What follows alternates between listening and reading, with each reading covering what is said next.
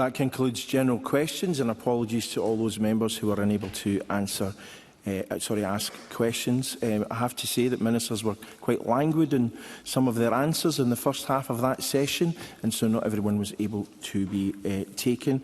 We'll try and speed things up in the next session. And the reason why I think that's important is because we have had more questions for a First Minister's question session than ever before. In the history of this Parliament, I have been advised, so not everyone will be able to be taken. So, members who do wish to ask a question, please press their request to speak buttons now. And the first person to ask a question will be Jack Middleton. Thank you, Presiding Officer. Yesterday, TV regulator Ofcom announced it had approved controversial plans to end STV's dedicated news coverage for the north of Scotland. These plans are deeply unpopular and mean my constituents have lost a news institution that they've trusted for decades. Broadcasting matters are, of course, reserved to Westminster, but the Labour Media Minister, Ian Murray, has assured me he will not intervene on this very issue. So what will the First Minister do to hold Ofcom to account for both their conduct throughout this process and for their obligations to protect local news? And can I also ask what steps his government can take to help retain jobs and wider economic activity linked to broadcasting in the north east of Scotland? First Minister. Professor, I agree entirely with the concerns that have been expressed by Mr Middleton on behalf of his constituents, and I expressed in Parliament before the election the deep unease I felt about the diminution of the STV North News production capability and broadcast because of the importance of reflecting broadcast interests across the whole of Scotland. I have written to Ofcom and to STV to urge them once again to ensure that they are meeting their obligations to audiences and to dedicated journalists, and reiterate my opposition, my wholehearted opposition to the decision that Ofcom has made, which I think is ignorant of the needs and the circumstances of the north and the north east of Scotland. I know that Mr Middleton is meeting tomorrow with the Cabinet Secretary for Culture and the Minister for Business and Fair Work to establish some further actions that can be taken. I assure him the Government will do all that we can to support him in the efforts he has taken forward on behalf of his constituents and those of many other members in the north and north east of Scotland. Daniel Johnson. Thank you, Presiding Officer. The First Minister will be aware of Alan Milburn's interim report into young people not in education, employment or training. And while it does set out that Scotland is performing marginally better than the UK, the trend is in the same direction. Crucially, the proportion of young Scots who are NEET and economically inactive has increased from 42% in 2016 to 60% in 2026, with more and more young Scots not looking for work at all. It highlights a growing structural gap between young people's skills and talents and the routes to employment. Despite this, the Scottish Government's apprenticeship starts have declined every year since 2021 and are down on 10 years ago. So does the First Minister agree with the broad analysis in the report, and what will he do to arrest and reverse the trend in modern apprenticeship starts? First Minister. I think there's a lot to, although Alan Milburn's report was focused on services in England, I recognise that there are lessons to be drawn from the conclusions that he has set out, and ensuring the maximum participation of young people in the labour market is obviously a priority of the Scottish Government. In terms of positive destinations from schools, which is an important measure that the Government assesses our performance in this respect, 95.7% of school leavers were in a positive destination 3 months after leaving school in 2024-25, which I think is an encouraging indicator of the pathways that are in place for young people. However, we must be very focused in supporting schools, in supporting young people in taking forward those positive pathways. The Government has a commitment to delivering 150,000 modern apprenticeships during this parliamentary term. We will pursue that approach. And obviously, if there's areas of common ground that we can work with Mr Johnson on, I know his long-standing interest in these questions, we are very happy to do so, because I want to see the maximum level of economic participation, because across a range of different sectors we face challenges in the availability of employees to contribute to our economy, and young people have a vital contribution to make. Hugh Manivannan. Thank you, Presiding Officer.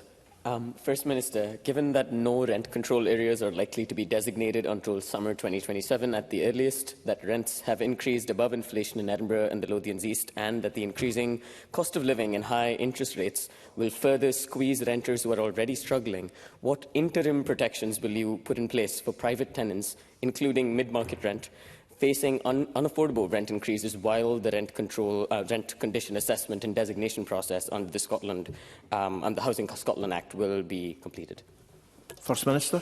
This is an important issue, and of course in the legislation that we passed in Parliament before the election, we put in place exactly those rent control arrangements, which I think are an important part of the safeguards that Cumann is searching for on behalf of constituents. So I believe that framework is appropriate. Obviously, the Government will continue to assess through the other housing support that we make available, the assistance that can be available. And in the election campaign, I advanced the argument that renters who are in a situation where the properties that they occupy are being put on the market, that they will have the first right of opportunity to purchase at a sustainable market rent. So the Government has put in place the legislative arrangements to ensure that the objectives that have been sought can be fulfilled, and obviously we will take, as part of the Government's wider programme, measures to support individuals who are facing cost of living challenges, recognising the significance of that issue to individuals today. Liam MacArthur. Thank you. Loganair have announced plans to cut services between Inverness and Orkney, Shetland and the Western Isles. They cite a lack of support from the government-owned Highlands and Islands Airports Limited for the cuts, which could get even worse if further reassurances aren't provided in the coming days. These are lifeline routes for all three communities, and cuts will affect all those who rely on the services, including many hospital patients, potentially pushing up costs for NHS boards. So will the First Minister now instruct Hyle to reach an agreement with Loganair that protects Lifeline air services to and from Orkney, Shetland and the Western Isles as a matter of urgency? First Minister. I want Highlands and Islands Airport Limited and Loganair to work collaboratively to ensure that these services can be sustained. I recognise the importance of these services, particularly for some of the issues in connection to access to healthcare services, and the Cabinet Secretary for Transport will make sure that there is appropriate dialogue taking place between Loganair and Hyle to ensure that everything that can be done to safeguard these services is in fact put in place. Stephen Bonner. Thank you, Presiding Officer. My constituent, Mark Somerville, was diagnosed with motor neuron disease in 2023, a rapidly progressive and cruel illness, which for Mark and so many others means they simply do not have time to wait for slow-moving systems and delayed decisions. Our manifesto made welcome commitments on MND, but progress in terms of specialist care and support for clinical research demands meaningful focus as soon as possible. So can the First Minister outline what he will do to ensure progress is made, and will he meet with the Mark Somerville Foundation and hear directly about the challenges being faced and the promising work the Foundation is already undertaking to support those living with motor neuron disease? First Minister. I'd be very happy to meet with the Mark Somerville Foundation, and the Health Secretary will also take a keen interest in this issue, so I welcome very much the points that have been raised by Stephen Bonner. It is vital that where individuals have a diagnosis as challenging and as devastating as motor neuron disease, that we have in place the support services and the assistance to aid those individuals and their families as quickly as possible. The Government is trying to ensure that through the funding we put in place through the NHS Research Scotland Neuroprogressive Disease Network, that we will be able to provide enhanced levels of support, but some of the learning from the Mark Somerville Foundation will be helpful to us in advancing these issues, and I look forward to those discussions with Mr Bonner. Kate Campbell. Thank you, Presiding Officer. Following thousands of cyclists pedalling on this Parliament on Saturday to ask for safer streets, what assurances can the First Minister give that getting infrastructure right, preventing deaths on our roads and making sure that everyone feels that cycling is accessible to them will be at the heart of the transport strategy of this Government? First Minister. So the National Transport Strategy prioritises active travel through the Sustainable Travel Hierarchy, placing walking, wheeling and cycling at the top. This year, the Government is continuing to invest in active travel infrastructure through the Scottish budget that was passed by Parliament, including £226 million for sustainable and active travel. The majority of this will deliver high-quality walking and cycling infrastructure in communities, with inclusive design principles embedded to improve safety and accessibility for more people wanting to make more of their journeys by active travel modes. We are also supporting local authorities through the £14.5 million Road Safety Improvement Fund to enhance safety and reduce the number of injuries on our road networks. I hope these measures give Kate Campbell and her constituents the assurance that the Government prioritises active and safe travel routes and to the encouragement of cycling, walking and wheeling as part of the active travel hierarchy. Donald McKinnon. Thank you, Presiding Officer. Today, once again, Uist is receiving a significantly reduced ferry service, with the MV Hebrides out of action and the Lord of the Isles experiencing ongoing technical problems. Last week, the First Minister told us that amplification of these issues is damaging island communities. What is in fact damaging island communities is his government's failure to deliver an adequate ferry service. Results of our recent survey carried out by Visit Out at Hebrides revealed that 96% of businesses responding had encountered problems as a result of ferry disruption this year. These businesses are struggling and need support now. Will the First Minister tell me when the Island Business Resilience Fund will open and whether he will consider widening access to all affected island businesses? First Minister. Well, I recognise the importance of these issues, and I think, as Mr McKinnon will know, I'm pretty well versed in the issues and the challenges around the ferry network. When I answered the question last week, the indicators on the ferry service were very strong. Indeed, when I checked the CalMac service update shortly before I came into question time today, most routes are operating normally today, with the exception of the Uig Triangle, because of the mechanical problems with the MV Hebrides. And the MV Lord of the Isles is, of course, operating a service to Uig just now. It was yesterday, certainly. So there are going to be challenges on the ferry network, but I think we're in a more robust and stronger position than we were. The MV Isle of Lewis has returned to the Barra service, which is a welcome development there as well. In relation to the Islands Fund, I confirmed to Parliament last week that this would be happening. The Government will take forward the eligibility criteria. We've delivered funds of this nature in the past, so we know exactly how that's got to be constructed. We have to make an assessment of where the patterns of disruption have taken their course. That was what we applied in previous cases. Now, obviously, there is an aspiration, I accept, for there to be compensation in all circumstances, but there has to be a recognition of scale of disruption as part of that assessment. And that's what the Government will engage on, and will announce shortly the details of how that fund will be taken forward and distributed. Alan Smith. Thank you, Presiding Officer. The First Minister, like me, represents a large area of rural Scotland where people are dependent on domestic heating oil because they're off-grid.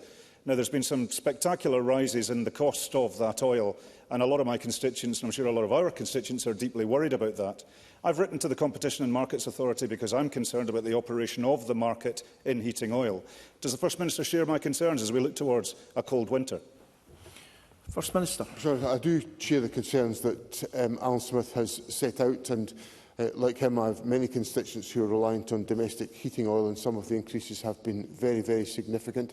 The Government, of course, established the Scottish Emergency Heating Oil Scheme, enabling households to apply for £300 towards their bills.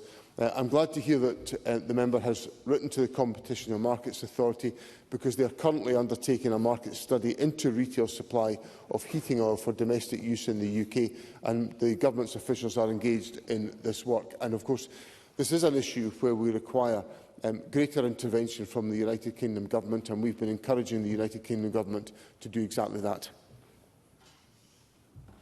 Liam Kerr. Thank you, Presiding Officer. North East businesses are struggling due to this Government's punishing business rates regime. The Fresh Start initiative is where businesses that move into premises that have been vacant for 6 months receive rates relief for a year. Now, the Press and Journal, the Courier and the Sunday Post are campaigning for that 6 months eligibility period to be scrapped, with the relief applied to any business moving into a vacant unit. Now, the First Minister has expressed support for this campaign. So, could the First Minister confirm what that support looks like in practice, and thus, when will this vital change take place? First Minister.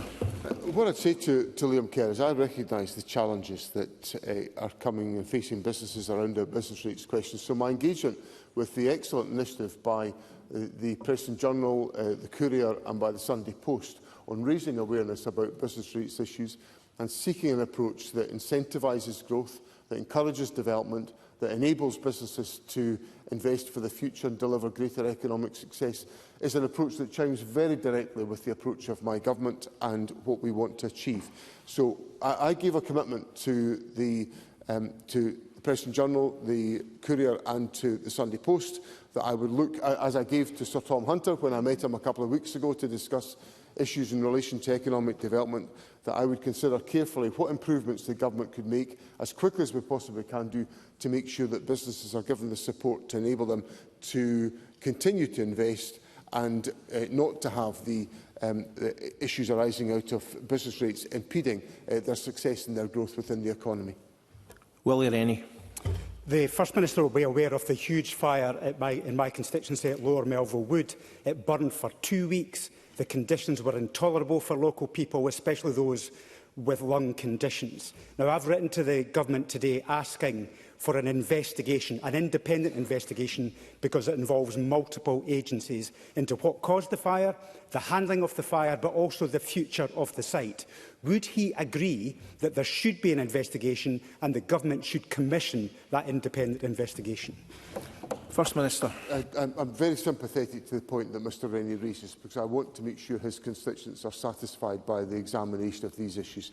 I recognise the level of inconvenience and distress that was caused to members of the public as a consequence of this fire.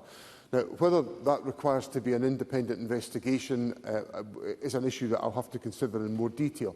But I give Mr Rennie the assurance that we need to understand much more effectively the circumstances and causes of incidents of this type.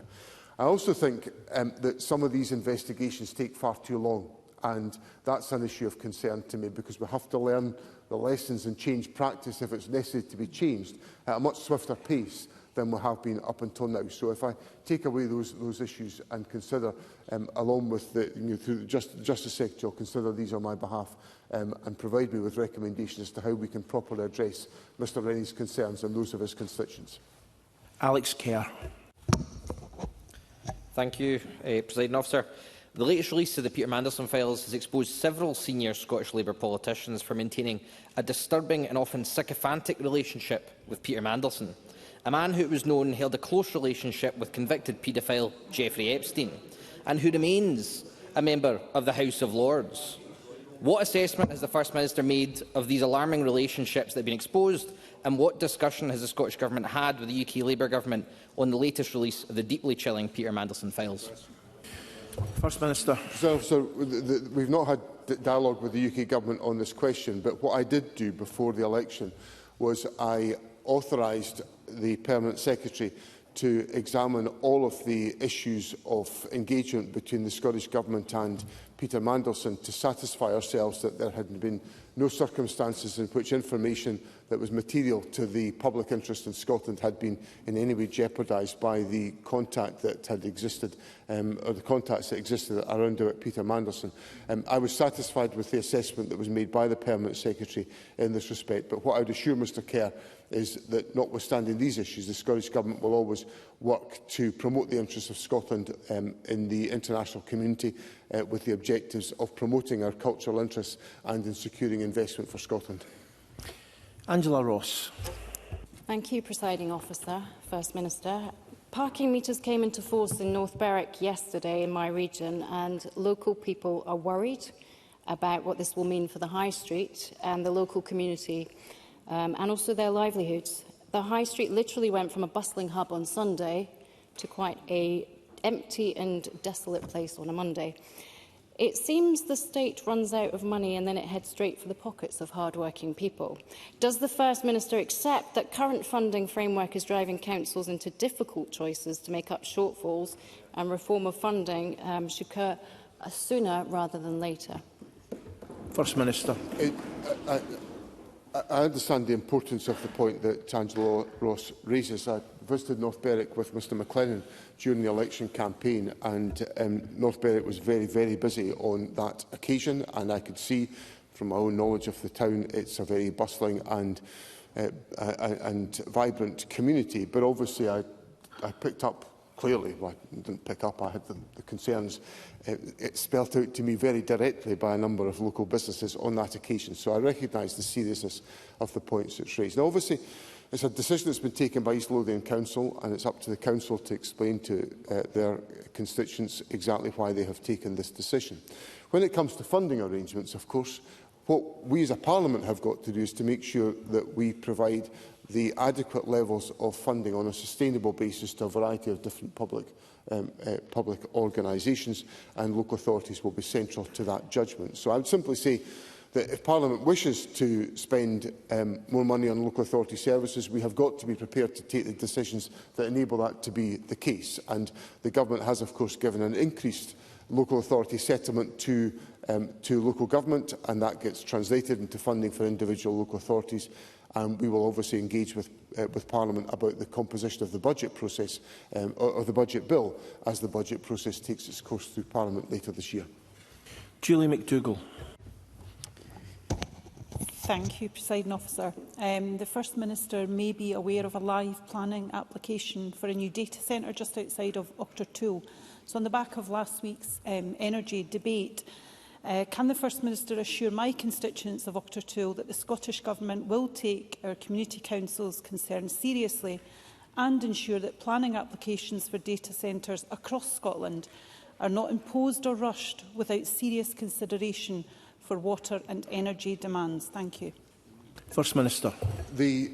Obviously, this is a live planning application, so I can't comment specifically on the details involved. But what I would assure Julie McDougall about is that the planning process must take into account the representations that are made by local communities. There will be statutory considerations to take into account as well. And dependent on the course of that planning application, there may well be determination that the Government has to make. And I would assure Julie McDougall that should the Government be in that position, then the views and the concerns and the issues raised by communities and also by statutory objectors will be considered in detail by the Government in coming to any determination that ministers have got to make. Polly McNeill. Thank you. The Scottish Fire and Rescue Service Board are due to make a decision at the end of June, which could have far-reaching implications for Scotland's communities. Is there options for closure? The Union Street fire in Glasgow, which we've discussed before, is a stark reminder of why the City of Glasgow needs a well-resourced fire service to save lives and protect businesses, but with a need for appropriate high-reach appliances. Will the First Minister support my view that, given the concern that all of us will have over this in our constituencies and regions, that there should be parliamentary oversight of this decision, and will the Scottish Government be prepared to look at that and, if necessary, reconsider the funding of the Fire and Rescue Service to ensure that Scotland's communities remain safe? First Minister.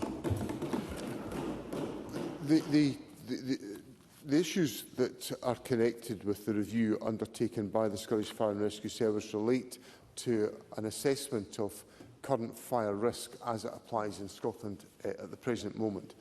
And of course, we know that over the course of the last 40 years or so, fire risk in Scotland has changed quite significantly. And in some respects, and there's been thankfully a welcome decline in domestic fires because of the increase in protective activity that is placed through sprinkler systems and other activities.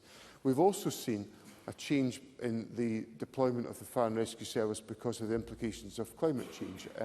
There was just a question just a moment ago from Catherine Sangster about the fire on Arthur's Seat, which is a very local example of the changing nature of fire risk that is having to be dealt with. So what the Scottish Fire and Rescue Service has got to do is to make an assessment based on that risk and the resources that the Government is making available. And obviously, there will be statutory obligations on the Fire and Rescue Service to exercise its powers, but of course Parliament can consider issues that arise from the decisions that are taken by the Scottish Fire and Rescue Service. And what I commit the Government to doing is to engaging constructively with Members of Parliament, because I recognise the concerns that will exist in all parts of the Chamber, to make sure that the Fire and Rescue Service comes to the right conclusions in what is an important exercise that is underway. Michael Mara. Thank you, President Officer. Both my party and the First Minister's own are committed to vital support for ambitious capital works at Dundee and Angus College. The leadership of the college has waited years for this government to agree to a solution, and I can now confirm that the deadline to address rack problems at the Kingsway campus in Dundee has been missed. What can the First Minister say to us about when we will finally get a decision from this government? As Mr Mara will know, the issues that are at stake here are about long-term financial commitments to support an ambitious development, I would say, by Dundee and Angus College. And I should probably just place on record the fact that I represent a constituency that is adjacent to Dundee and Angus, so there may be implications for my constituents, just for absolute transparency. But so the questions that have been wrestled with are about how long-term financial assurance can be given to Dundee and Angus College to enable them to enter into commitments which would undertake what I would recognise to be a significant regeneration opportunity within the city centre of Dundee. So I assure Mr Mara that those issues have been given active consideration within Government. They're not straightforward because of the nature of the commitments that are sought, but equally the challenges in the college infrastructure are not straightforward, nor are they sustainable because of the issues that Mr Mara cites. But I give him the assurance that these issues are actively being taken forward by ministers. Callum Kerr. Thank you, Presiding Officer.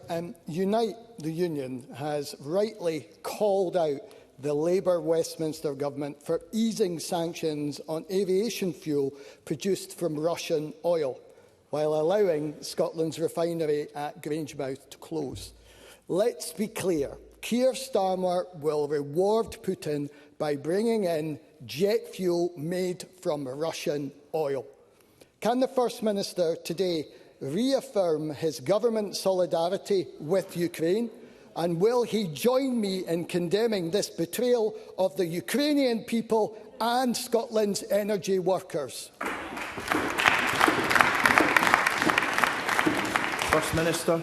So my government's support for the people of Ukraine is absolute, and it's been a central part of the position of this Parliament of being so supportive of the people of Ukraine in the terror that they face from the Putin regime. Now, obviously, the issue, one of the biggest vulnerabilities we have is around about the production of jet fuel, which is why I find it inexplicable that the UK government, which assured everybody that it would protect the refinery at Grangemouth, has allowed the refinery to close. So I reaffirm my strong support for the people of Ukraine, my strong support for the sustainability of our energy industries to make sure that the energy needs of our country can be met by the activities that we undertake here in Scotland. Michelle Campbell. Thank you, Presiding Officer. Report after report shows food prices continuing to rise and the need for government to act. Now, we know the Labour UK government has been caught out, begging supermarkets to lower prices rather than taking action like the Scottish Government to ensure a food price cap. Given what we know now, does the First Minister expect Westminster to try and block our food price cap plan?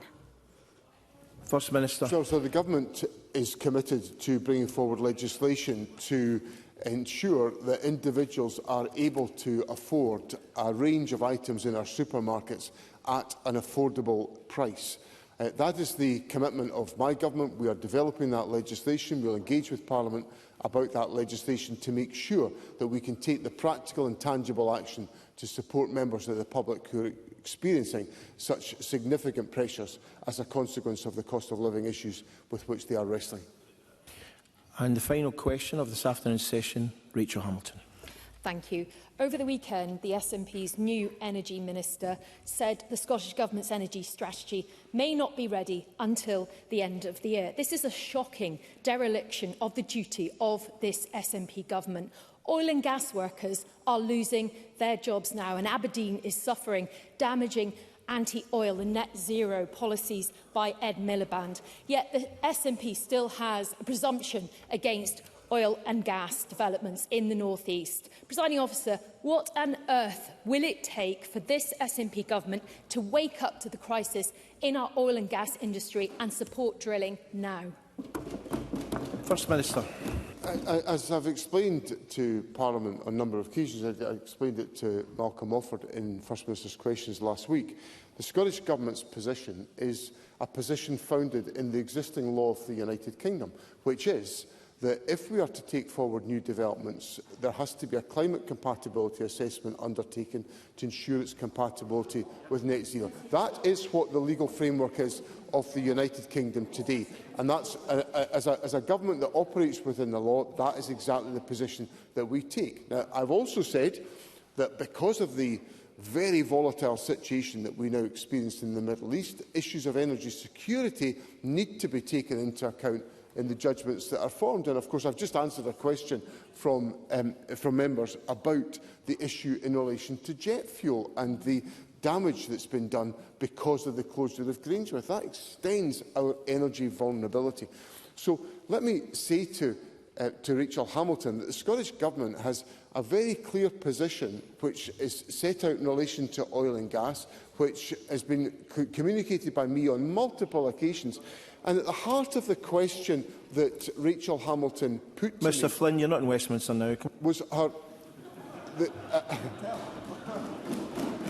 Well, at the heart of the question that Rachel Hamilton put to me was decision-making by Ed Miliband.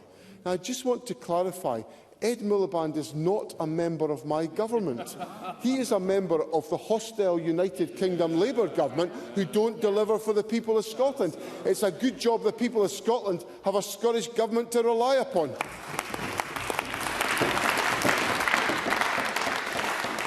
That concludes First Minister's questions. I apologise to the huge number of backbenchers who we couldn't call.